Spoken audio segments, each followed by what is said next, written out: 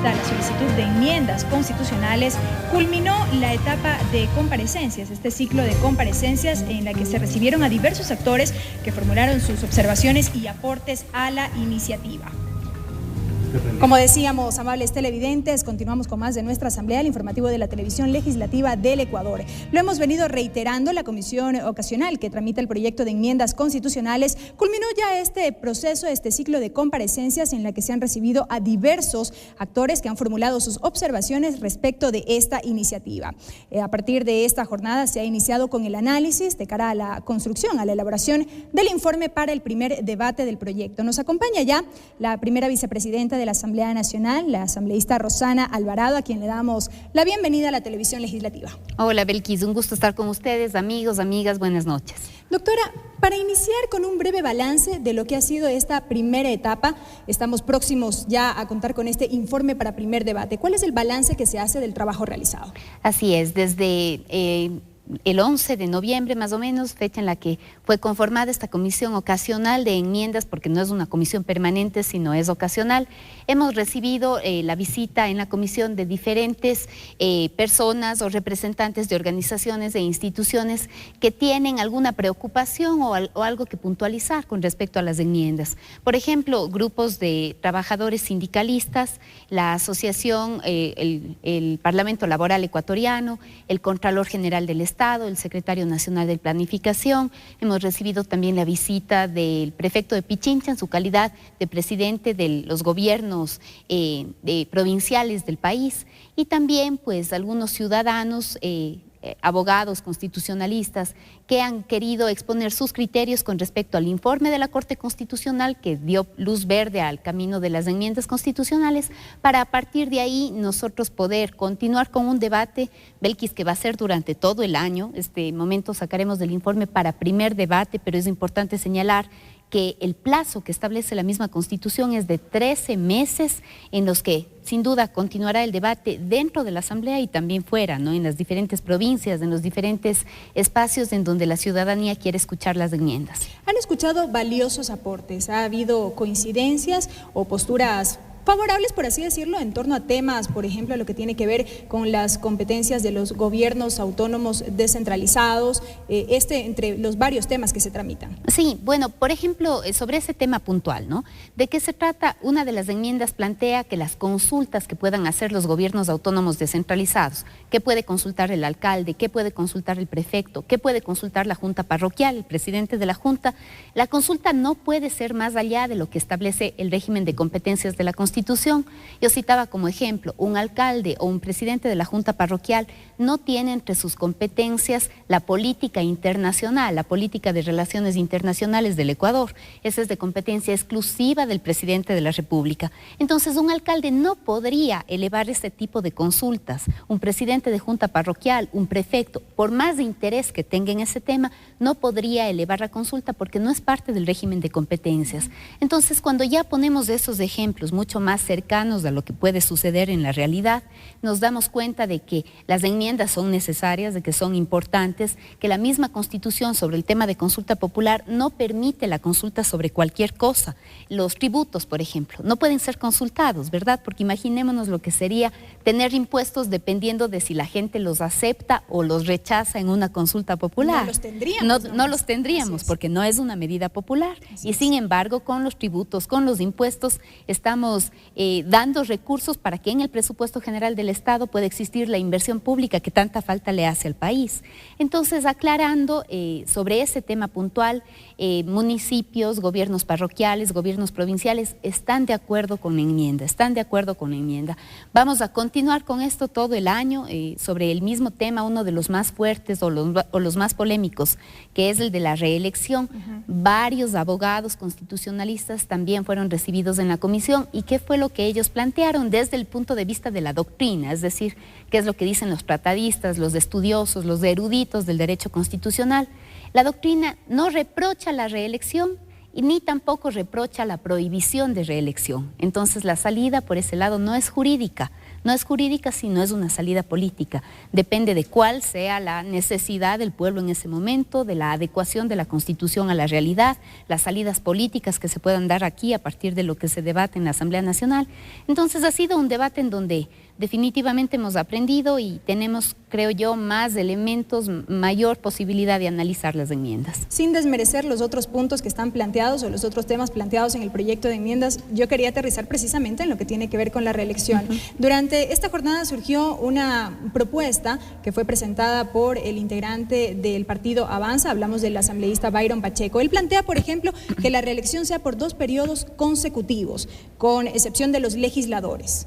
¿Qué decir sobre este planteamiento? Sí, bueno, es una de las propuestas que se mencionó hoy en la comisión de hoy, ¿no? Sobre el alcance de la reelección es importante revisar el criterio de la Corte Constitucional. ¿Qué dijo la Corte en definitiva? Que mientras menores sean los requisitos o las restricciones para que una persona pueda ser candidata a cualquier tipo de dignidad, mayores hay las posibilidades para el ejercicio de un derecho de participación. Este sería, sin la enmienda, ¿verdad? Este sería mi último periodo en la Asamblea Nacional, ¿sí? Probablemente la gente dice, es verdad, ya no queremos tenerla a ella nunca más, probablemente mi candidatura se diluye allí, o si continuamos con esta Constitución, pues está allí, estoy jubilada, digamos, como asambleísta, ¿verdad? ¿Qué es lo que dice la Corte? Eliminemos todas las restricciones y que sea el ciudadano, el pueblo, la sociedad, el que con los votos premie o castigue a los candidatos. Entonces, no debe haber ningún tipo de limitación, salvo la restricción que el ciudadano le impone al no votar, al no darle la confianza a esa persona. La Corte Constitucional consideró eso, que es mejor eliminar los requisitos, y yo diría que establecer nosotros un requisito atenta contra la interpretación que hizo la Corte Constitucional, porque ¿qué es lo que dijo? Más allá del caso del presidente, del asambleísta o de cualquier persona, ¿no?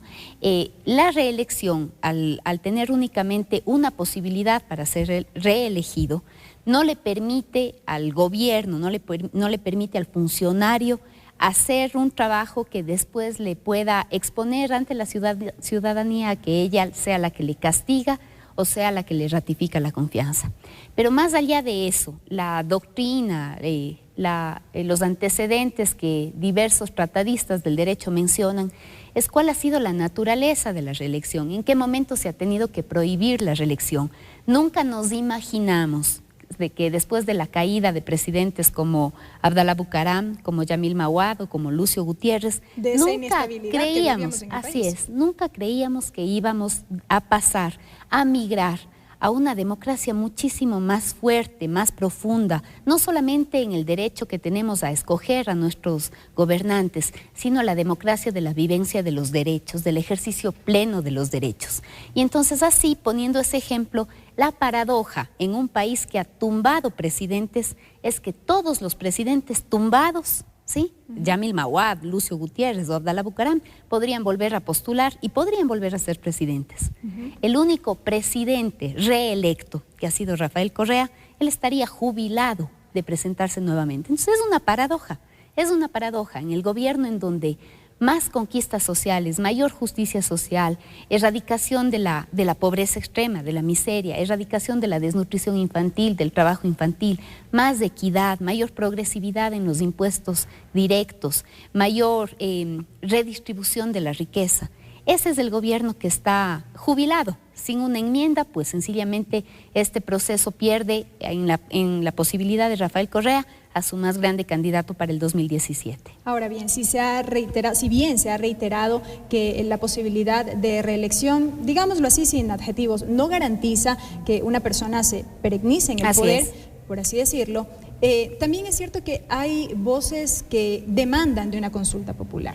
Consecuencia de ello, tenemos una solicitud en el Consejo Nacional Electoral a fin de que se viabilice una consulta popular en el sentido de que de consultar a los ciudadanos si están de acuerdo o no con esta enmienda para la reelección de las autoridades de elección popular.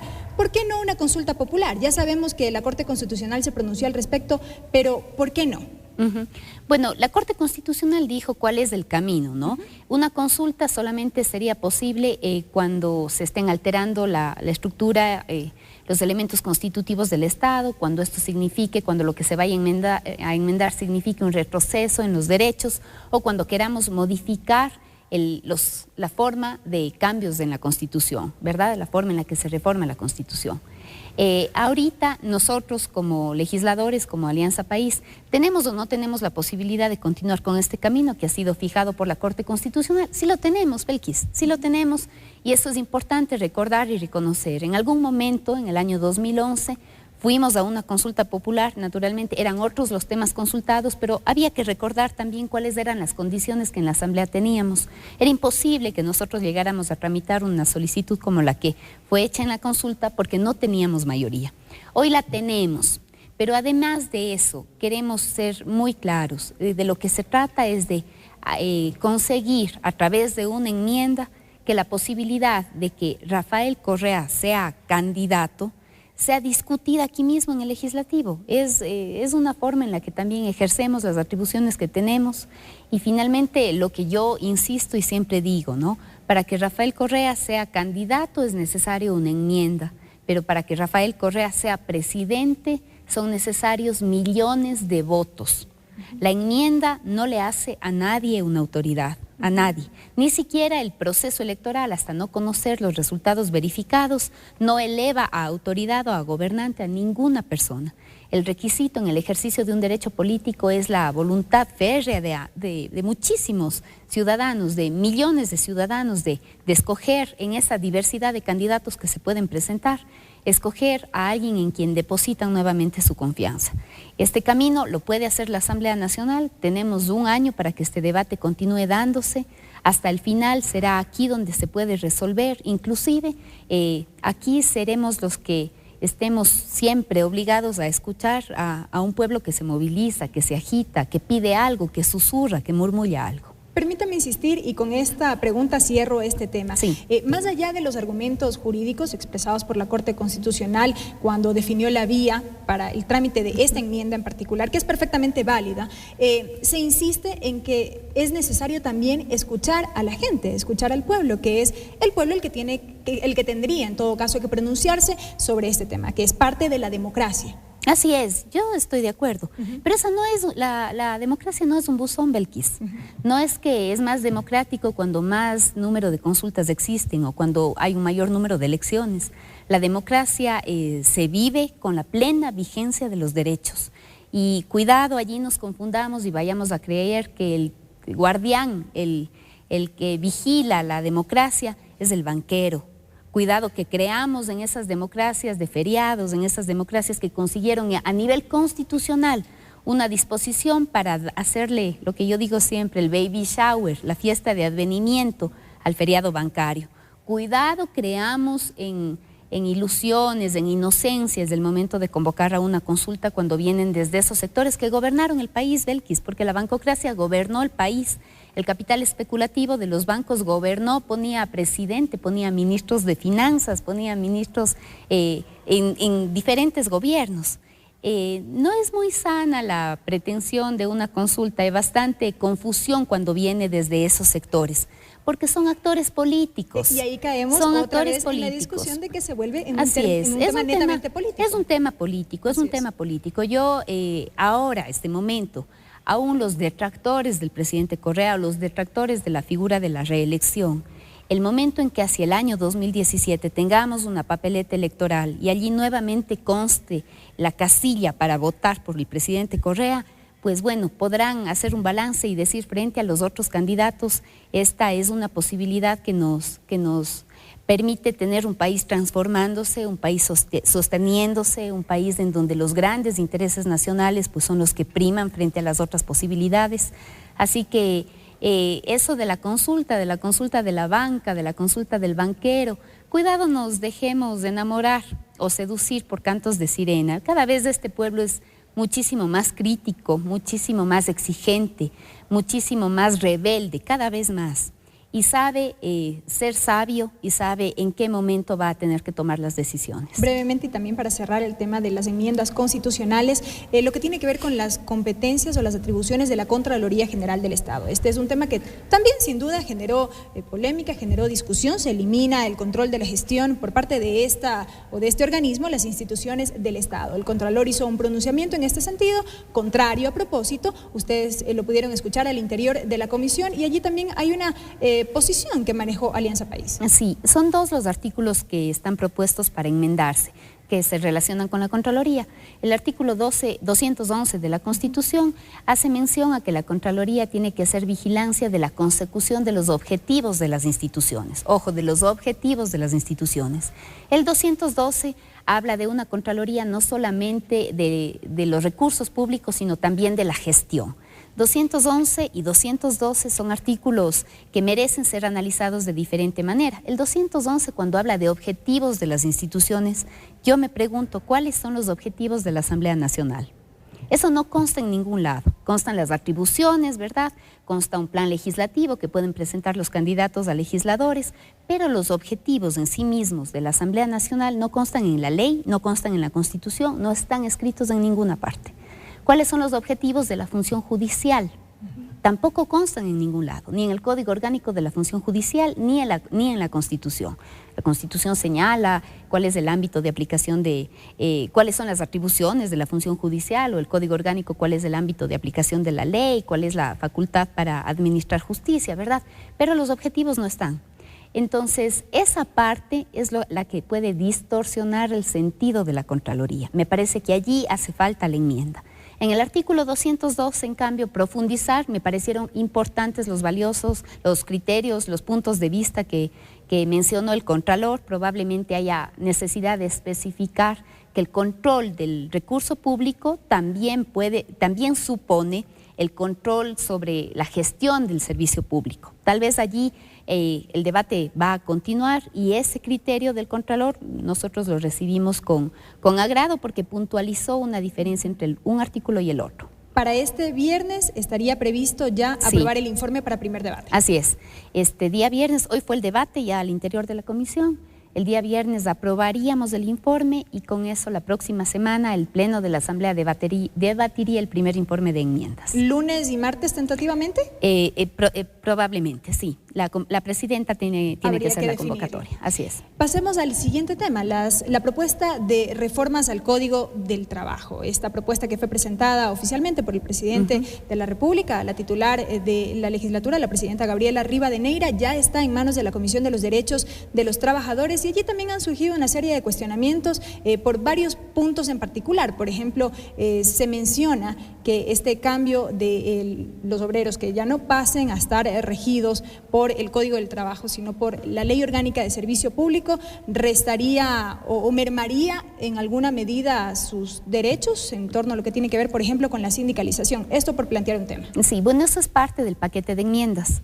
Fue discutido también al interior de la comisión, recibimos a representantes del Parlamento Laboral Ecuatoriano, a representantes de diferentes sindicatos, a los que personalmente les reconozco muchísimas luchas, ¿no? Yo creo que este país también se ha construido desde los sindicatos, desde la clase obrera, por supuesto. Es importantísimo reconocer eso, pero también es importante ir a la naturaleza misma del trabajo en el servicio público, ¿sí? Allí, en el servicio público, cuando el patrono es el Estado, ¿sí? No estamos frente a la figura de un patrono que acumula capital, estamos frente al Estado. Y en el Estado estamos representados todos los ecuatorianos. Entonces, ¿qué sucede? Por ejemplo, si yo trabajo para el Estado, no hay reparto de utilidades, ¿verdad? Porque estoy en el sector público. Sin embargo, en ese mismo sector público se mantiene una diferenciación. ¿Quiénes son servidoras públicos y quiénes son trabajadores? Esta diferencia bastante feudal, bastante colonial, ¿no es cierto?, le dice servidora pública a la que desarrolla o a la persona que desarrolla un trabajo intelectual. Y le dice trabajador al que no tiene intelecto sino trabajo físico. Desde ese punto de vista ya es discriminatoria esa posición, ¿verdad? Y también es discriminatorio que a dos personas frente al mismo patrono se les trate de manera desigual. Eso no está bien ni en la Constitución ni en los tratados de instrumentos internacionales que dicen cero discriminación. No se eso está adapta a la prohibido. Constitución Así actual. es, eso está prohibido. Y yo les pregunté, yo les dije, bueno, ¿cuál es la razón esencial para mantener esa discriminación? ¿Sí? Porque tal vez puede haber alguna, ¿sí? Tal vez puede haber alguna, pero no hubo respuesta, ¿ya? Esto continúa, el debate sobre este punto continúa. Hay unos puntos importantes como, por ejemplo, mantener el derecho no solamente de asociación, sino también de sindicalización dentro del sector público. Yo reconozco que ese es un punto muy sensible, sobre el cual los asambleístas vamos a tener que tomar una postura, aún en el caso de esas enmiendas, tal vez salvando eso. Hay un año para discutir, yo no dejo cerrada una alternativa, pero también sí es hora de revisar nuevamente cuando el patrono es el Estado. La relación con los empleados es diferente, la relación empleador-empleado es diferente, no es lo mismo que lo que sucede en el sector privado para el que fue elaborado el Código del Trabajo. Vivimos en unos momentos de muchísima transición, de transformación. Probablemente dentro de unos años no le encontremos sentido a haber mantenido esta discriminación entre servidores y trabajadores, entre el OSEP, Ley Orgánica del Servicio Público, y Código del Trabajo. La LOSEP también es importante que la tengamos presente, ¿no? Solamente hablando de un tema como vacaciones, la LOSEP establece 30 días de vacaciones para todos los servidores públicos. Mientras el Código del Trabajo establece apenas 15, ¿verdad? Así es, porque hay esta diferencia. Entonces, igual cuando existe permiso, licencias sin sueldo o licencias con sueldo en algunos casos para capacitación, para actividades de representación, para actividades académicas, la LOSEP es mucho más generosa que el Código del Trabajo. Entonces, tal vez frente al Estado basta un solo régimen laboral y ya no los dos, que tradicionalmente han sido llevados, creo que de mala manera, con una confusión entre por qué un asistente de despacho se mantiene con la Ley Orgánica de Servicio Público y por qué, en cambio, un trabajador, digamos, un encargado de un área técnica de un ministerio o de un municipio se mantiene bajo el Código del Trabajo. Entonces, esas confusiones parten también de una distorsión en donde no había un Estado con mejor planificación, no había un Estado más ordenado, y hoy las enmiendas van hacia eso. Aunque finalmente se formularon o se plantearon reformas, ¿no se descarta todavía, o bueno, más adelante, el trámite de un proyecto integral de nuevo Código de Trabajo? Ojalá. Hablar de códigos que tienen 70 años, 80 años, Belkis, lo menos que nos pueden es llevar a una preocupación, a decir, a ver, es una legislación moderna en un país que se está transformando, que da pasos gigantes hacia una nueva educación, una educación que, por ejemplo, vino de la Ley Orgánica de Educación básica y también de educación universitaria, no recuerdo bien cuáles eran los nombres con los que se calificó. O sea, un Estado moderno para la educación, un Estado moderno cuando hablamos de derecho penal, un Estado moderno con un nuevo Código Ambiental, un Estado moderno tiene que existir también en un nuevo Código del Trabajo. Legislaciones de 60 años, de 70 años con parches, con reformas, pues difícilmente pueden estar sintonizadas con la nueva Constitución y con el paso de los tiempos. Cambiemos ahora sí al tema final para cerrar este espacio de entrevistas, asambleísta. La Agenda Legislativa 2014. A inicios de este año se plantearon alrededor de 24 proyectos de ley para su trámite a lo largo de estos 12 meses. ¿Cuál es el balance que se hace respecto del cumplimiento de esta agenda planteada? Bueno, no, tal vez dicen que los tiempos se vuelven de mala calidad, ¿sí? Tal vez, yo creo que es un balance importante, sí, un balance que reconoce también que aquí se han podido aprobar códigos o unas normativas muy, muy extensas, como por ejemplo la del Código Penal, ¿verdad? Que tomó tanto tiempo debatir, o la Ley de Recursos Hídricos, ¿no? Tanto tiempo debatir y consolidar en una sola normativa, pues, tantas disposiciones que estaban en una ley y en otra ley. Yo creo que es un balance importante ahora marcado por el tema de las enmiendas constitucionales, que será en la tónica con la que se maneje a nivel legislativo el año 2015. Finalmente, la valoración le corresponde hacer al ciudadano, a la ciudadana, tratar de enlazar también los objetivos del gobierno con lo que se ha podido hacer como objetivos, es a partir en muchísimos de los casos, a partir de las leyes que se han podido aprobar aquí. Tal vez el legislativo no es el sector o no es la institución que mayor popularidad tiene, ¿no? Porque es como la más alejada de la ciudadanía, aun cuando se trata de debatir, de incorporar o de mencionar temas que la gente exige a nivel de la ley. O de trabajar en territorio. O de estar más cerca y de promover allí los debates. Pero no es tan práctica la relación que se tiene con los asambleístas. No disponemos de, no somos los que realizamos obras, no disponemos de las contrataciones, nada de eso. Y creo que eso le ha hecho a la Asamblea un espacio más sano, muchísimo más sano. Finalmente, como le decía Belkis, este es un tema que cada ciudadano, cada ciudadana dirá, mencionará, reconocerá o también sancionará, como se dice, ¿no? Si está o no está de acuerdo con esta forma de llevar la Asamblea. Bueno, en todo caso, el año todavía no culmina y ya desde algunas comisiones legislativas se ha adelantado que se va a acelerar el trámite de ciertos proyectos de ley, de manera que el año culmine al menos con los informes respectivos para los debates correspondientes. Sí, bueno, lo que podemos decir, por ejemplo, por mencionar unos ejemplos, ¿no? Aprobada la ley para la creación de los consejos nacionales de igualdad. No es la ley en sí misma la que hace que automáticamente existan las políticas de igualdad o las agendas nacionales de la igualdad. Hay que esperar un tiempo, ¿verdad? Luego de eso se puede evaluar si la ley fue suficiente o si a la ley le falta claridad. Lo propio pasa, por ejemplo, con las leyes de creación de las nuevas universidades. Ya están en funcionamiento, pero pasará todavía un tiempo para evaluar el desempeño de las mismas y si la ley se cumplió a cabalidad. Así es, si es que la ley es suficiente o si es que a la ley le faltó ponderar algunas situaciones especialísimas que solo se conocen sobre la marcha, Belkis. El tema del Código Penal, incorporamos femicidio, por ejemplo, ¿no? Yo creo que una forma de visibilizar esa cadena de violencia contra la mujer que al seguir escalando puede terminar con unas consecuencias fatales como es el femicidio, ¿verdad? Entonces, eso vino en el Código Penal. Ahora hace falta recordar y reconocer cómo después de aprobado un código como ese, que fue trabajado en la Asamblea, obra de la Asamblea, ver si ese código es efectivo, si se ajusta a la realidad, si es claro, o si es que al legislador le faltó todavía profundizar un poco más sobre una figura tan específica como es esa. Lo iremos evaluando en todo caso. Han sido los planteamientos expresados por la primera vicepresidenta de la Asamblea Nacional, la doctora Rosana Alvarado, quien nos ha acompañado en este espacio informativo. Le damos las gracias y como siempre, bienvenida. Gracias, Belkis. Un gusto haber estado aquí. Amigos, amigas, buenas noches. Amigos, y con esto estamos cerrando este espacio informativo. Recuerden